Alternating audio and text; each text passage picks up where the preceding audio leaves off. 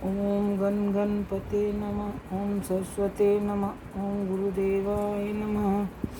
कार्तिक महत्व का 15वां अध्याय। देव ऋषि नारद जी ने राजा पृथु से कहा, हे देव ऋषि, दैत्यराज ने क्या किया वह सब मुझे विस्तार पूर्वक सुनाइए। देव ऋषि नारद जी बोले कि उसके चले जाने पर जलधर ने अपने राहु नामक दूत को बुलाकर कैलाश पर जाने की आज्ञा दी और कहा कि वहाँ पर एक जटाधारी शंभु नामक योगी रहता है, उससे मेरा अरमन और ऐश्वर्य कहकर उसकी सर्वांग सुंदरी भामिनी को मेरे लिए मांग लाओ। तब वो उस वचनों को सुनकर वह शिवदूत के स्थान पर पहुंचा,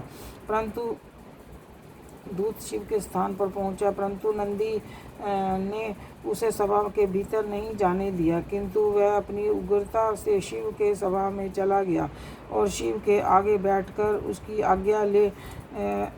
उनकी आज्ञा ले वह सब संदेश कह सुनाया जो कि दैत्यराज ने कहा था। फिर तो उस राहु नामक दूत ऐसा कहते ही भगवान शूलपाणी के आगे पृथ्वी फोड़ कर एक शब्द वाला पुरुष प्रकट हो गया, जिसका की सिंह के समान मुख था और जो कि मानो दूसरा नरसिंह था। वह दौड़कर राहु को खाने चला।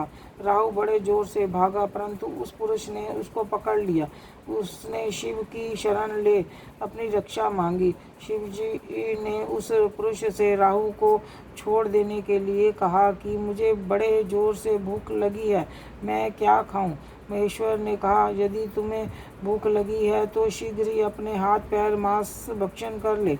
शिवजी की आज्ञा से वह पुरुष शीघ्र ही अपने हाथ पैरों का मांस भक्षण कर गया।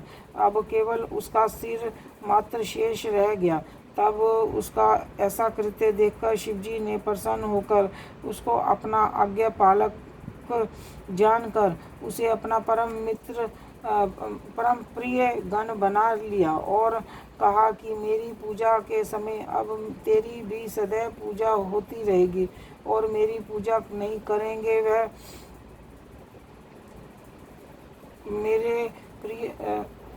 मेरे प्रिय न होंगे। शिवजी से ऐसा वर पाकर उस पुरुष को बड़ी प्रसन्नता हुई।